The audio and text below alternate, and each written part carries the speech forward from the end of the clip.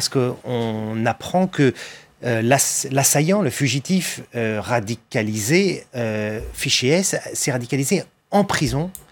C'est finalement un cas assez classique. Qu'est-ce qu'on peut faire qu'est-ce que vous avez d'ailleurs comme information sur son parcours criminel et qu'est-ce qu'on peut faire pour éviter que la prison soit une école de l'islamisme ?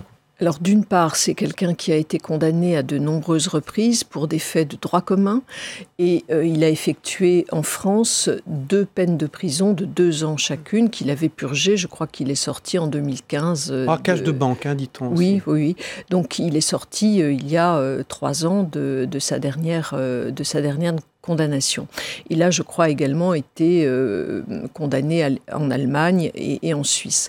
Donc, par rapport à la question que vous posez sur la radicalisation en détention, dans le projet de loi que je porte et en dehors d'ailleurs, depuis que nous sommes au gouvernement, nous avons pris un certain nombre de mesures très fortes. D'abord, nous venons de créer, par la loi qui a été votée hier soir à l'Assemblée nationale, un parquet national antiterroriste pour le concentrer sur les questions de lutte antiterroriste. Nous avons créé également un juge sur l'indemnisation des victimes de terrorisme par cette même loi.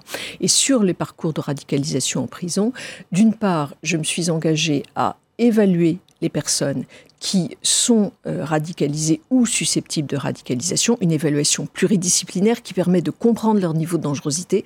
Ensuite, je me suis engagée à ce que ces personnes en détention soient dans des quartiers étanches, c'est-à-dire qu'on puisse, lorsqu'elles sont susceptibles de prosélytisme, les isoler de la détention. Et enfin, lorsque la peine est purgée, elles sont suivies à leur sortie de détention.